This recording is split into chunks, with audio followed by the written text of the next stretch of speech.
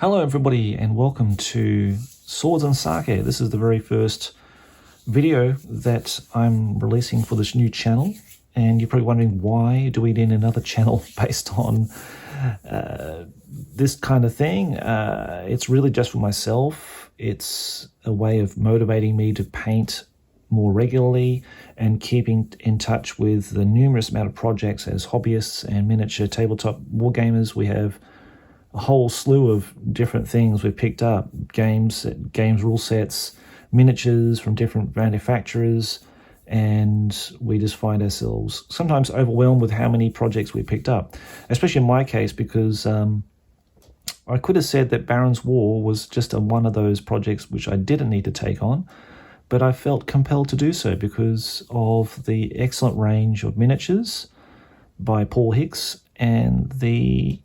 Now, I have to admit, I haven't played Baron's War, not yet. I hope to do that in 2025.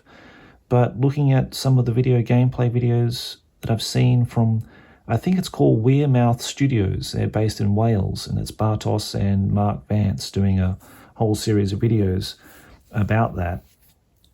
How to play the game, and they did a game, like a battle report for it. And I've seen some other YouTubers covering it. It's not a new game. It's been out for about four or so years now, since its Kickstarters. They brought out this one initially with a range of models. Then they had, I think, Death and Taxes is the one that I'm missing in the middle here. And then the Outremer was the last one. And that's the one that really got me into it. I'd seen it being covered on Tabletop in various videos they did, and it looked visually stunning. And I think a big part of that was because of the person that they had doing the painting and the photography, that Daniel Wigman from HVM Workbench, and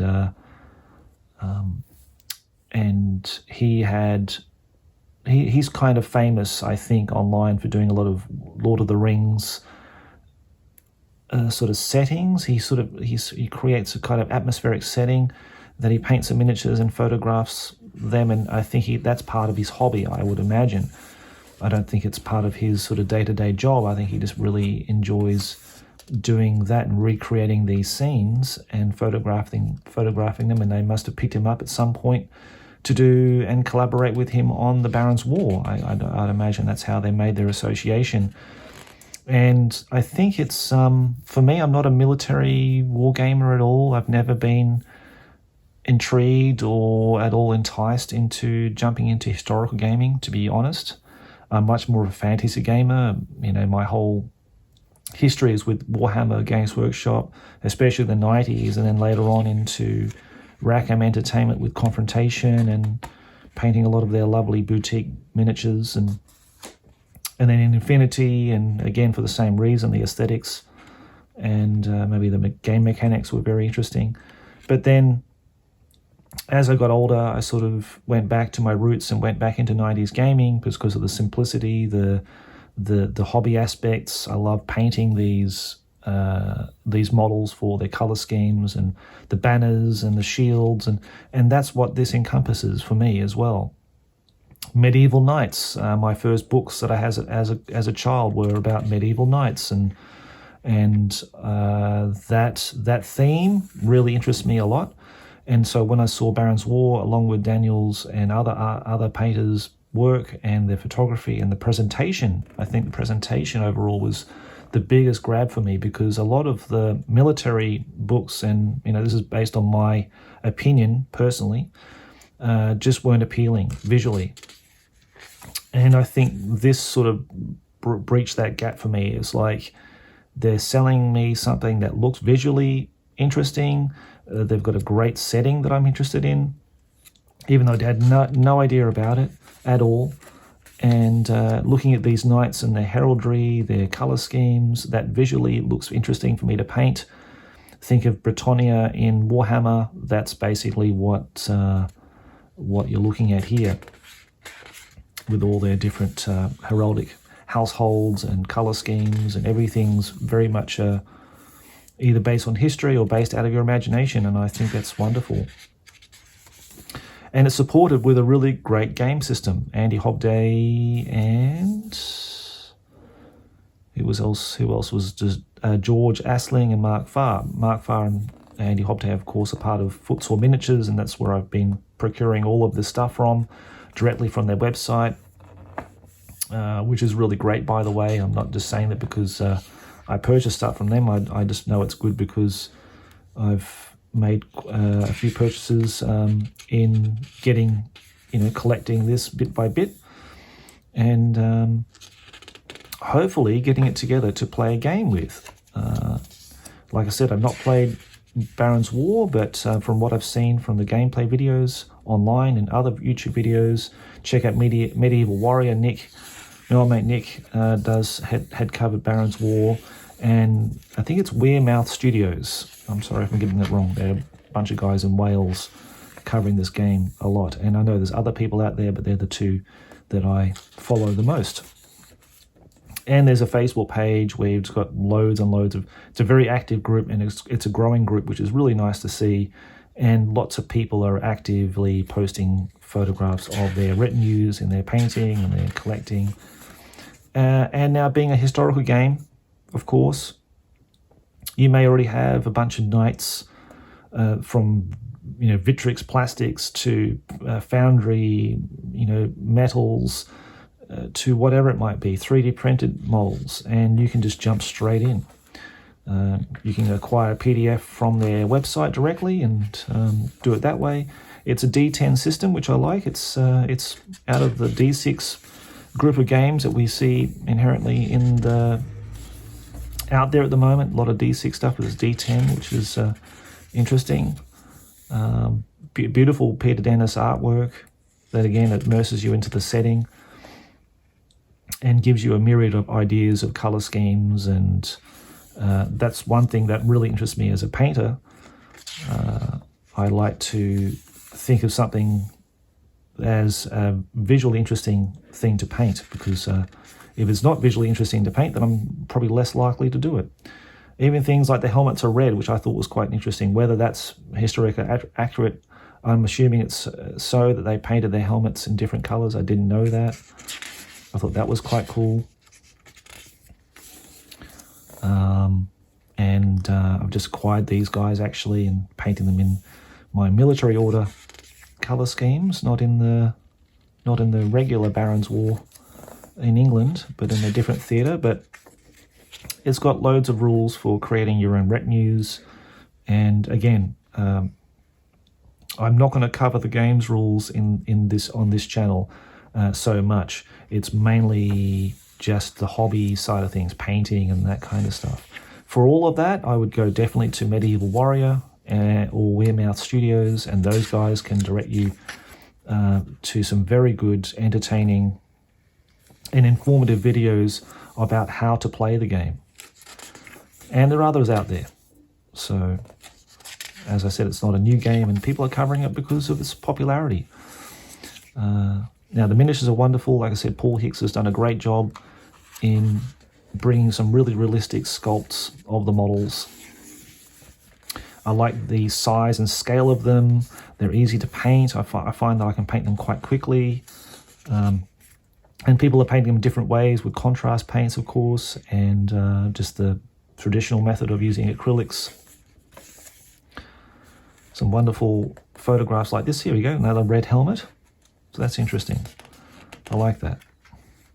Makes it more like a fantasy game. You can even use Bretonians if you really wanted to. I don't see why not. If you just wanted to try out the game and test it out, I'm sure there's some historical heretics out there wanting to burn me to a stake when I say things inflammatory like that. But I think nowadays too, because when I first got into gaming, I mean, the guys into historical gaming weren't the most inclusive bunch, right? So when they saw us hanging around, us 40k Warhammer guys, they would quickly shoo us away. But I think, historical gaming's changed, and there's some wonderful people behind a lot of the products. I like to think of, Footsore, Andy, what he does, and Mark, and how they're really trying to build a community around the stuff they're selling. And Two Fat Lardies have been wonderful as well, and bringing innovative mechanics and bringing a sense of community to their products. I think that's really wonderful, and it becomes really infectious. So I can't wait to start my journey into Baron's War myself and getting it to the table and actually playing a game. And this is quite kind of cool too, the Merry Men, so you can play Robin Hood. And they've got all the miniatures, and the miniatures really nice, actually. I really got to say, I'm really quite taken with the sculpts that Paul's done for this range. And they've got a really good, very competitively priced starter set on their website, which every time I go there, I'm almost tempted to click and put in my basket, and then I think, hang on, because you get the Death and Taxes book as well with that, and a PDF of the Baron's War rules. So you're pretty much set. Once you've got that, you've got your starter set. Maybe I should have gone down that route initially. I don't know, but I went. I got seduced by what we're going to have a look at in a minute. But it's got scenarios here, so tons of scenarios, which I like in a rule set. So it doesn't feel static and the same. You know, you're not sort of just facing each other directly opposite. Every single game you've got different sort of layouts for your tabletop and where your forces set up on, and you know, I kind of like that. And yeah, different scenarios, different objectives. I love games with objectives. It's really important. So yeah, it's a lot to like. So there you go. That's probably, they've got a website which has an army builder for this as well. So that is warhost.com. www.warhost.com. They might actually mention it here. Here we go. Warhost Online. And there you can find an army builder, so you can actually start tinkering, making lists already before you even get the miniatures or playing the game. And I quite like just doing that every now and again. Yeah, putting together a Warhost for myself in order to play in the future. So that's the main rule book that was kindly gifted to me by David over in the United States. So thank you, David, to send me down another rabbit hole, mate. And no, it's been fun. It's been good. I've really enjoyed it. And again, I just hope to get it to the table. Now, this is the setting that I really fell in love with. And I remember seeing, I'll show you the miniature, this miniature here. Maybe it was on Tabletop that they covered it on their Weekender videos. And I just saw this miniature and I thought, wow, that is really the paint job, the miniature itself. You know, and I think of movies as well, and other settings that, yeah, it just evoked something in me. And I thought, wow, I really need to pick up some of these miniatures and just try painting them, because I love old school figures. I love metal models. And I thought it'd be just nice to just try out something different, very different from what I'm used to. So this was the first order I'd made. I got this one and a mounted model that came with the set. I'll show you some painted models in a minute, because I've actually started painting stuff, which is good. But this is just their supplement. So you just add this is an expansion basically, and it gives you the lists and how to run military order, factions, and forces of Islam in there as well. And I'm trying to think of the movie that Orlando Bloom's in, that I think Ridley Scott directed, and if you ever see the extended version of it, it's really good. It's much better than the theatrical release that came out before that. Kingdom of Heaven, isn't it? Yeah. So when I watched that, it just sends you to this setting, and yeah, I really like it. I really love the idea of knights. The fact that these guys were, living this life in traveling to the Middle East, and in order to go on these crusades, and they had all this full set of body armor that they had to carry around and lug around, and incredible, superheroes like Space Marines, basically, of the medieval times. So, and obviously incredibly wealthy, like learning about, how much it cost for these guys to kit themselves out in this, and then to then be, very obviously very talented in war as well, and be able to fight. with all this heavy plated armor, or chainmail I should say, not plated armor. That came much later. But yeah, chainmail suits and helmets. As you can tell, I don't know much about this. So I won't try to embarrass myself any further. But basically, it's got some great background in here about the different crusades and different personalities that made up the stories and history of this time. Yeah, and I found it very immersive. I really liked that sort of just a bit of fluff in there, just to get me enthused about the project that I'm undertaking. So the images like this really got me sold on getting this stuff and just trying it out. And if anything, just painting the models.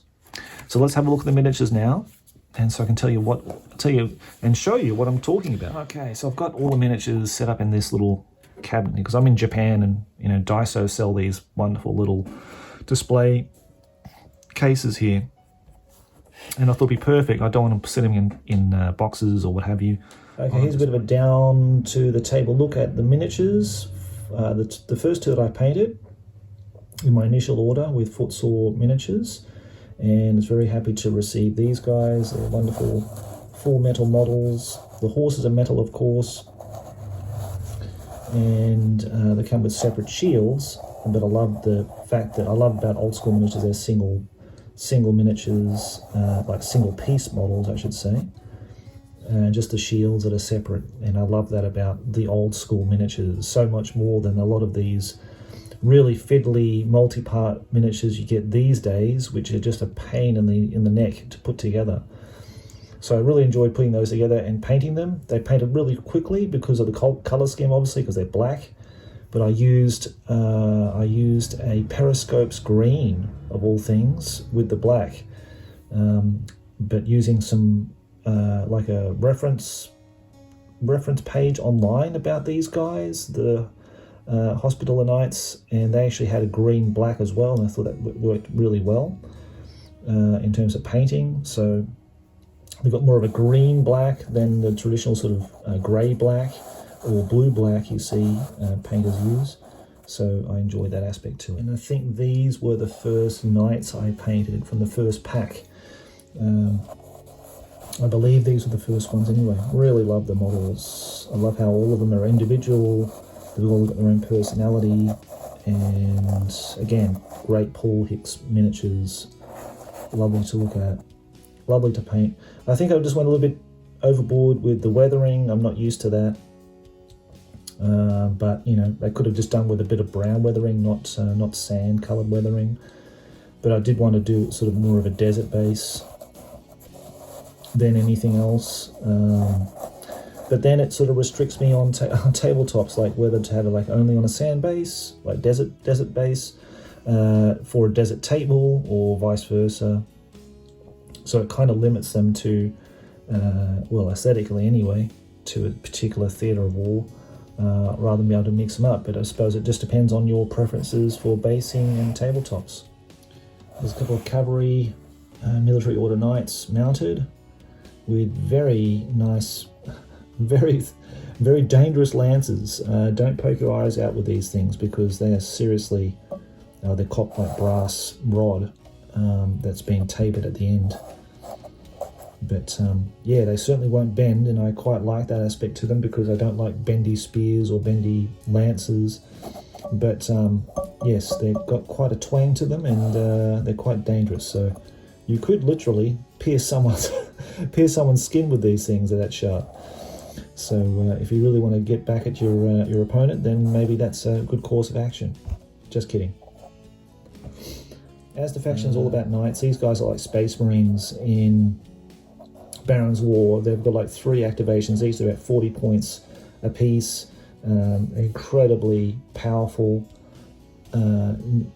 fearsome things to see on the battlefield. If you ever come across one of these guys charging at you, I think you'd probably want to run the other way because these guys weren't mucking around. And the last 2 pieces is a limited edition model that Andy was very kind to send me. So thanks again, Andy. I did actually paint it, mate.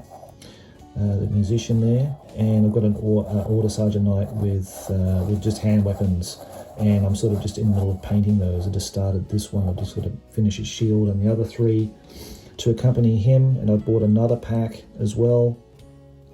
I think with spears as another set. You can only have you can have 3 as minimum to your groups. So 4 is quite a legitimate kind of size. I think that's probably why they put packs of 4 for each one in there, and they give it enough. There's enough variety that you can have a ton of different sculpts in there, which I really like about that. The extensive range that Paul's pumped out for Baron's Wars, it's immense. And that basically covers what I've painted so far. So I hope you enjoyed this video.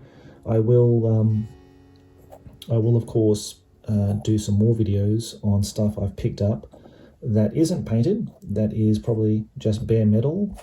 I like to do some painting videos as well, covering this, covering also my other love, which is Test of Honor, which is only fitting as I am residing in Japan and will be probably for the rest of my days. And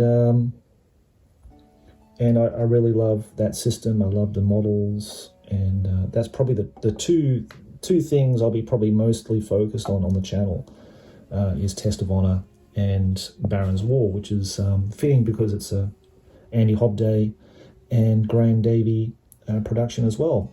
Test of Honor, they developed that rule set as well, and it's a testament to their excellent rule sets, because they're very entertaining and very engaging to play, and they're supported with wonderful models to make it even better as a hobby project. So guys, hope you enjoyed the video. The first one for Swords and Sake. If you did like it, please could you like the video? Could you maybe subscribe if you're new and you want to keep in touch with more videos coming in the future, and leave a comment if you could be inclined to do so. That'd be really great. I really appreciate it. Okay, until the next time then guys, take care, enjoy your hobby, and see you for the next one.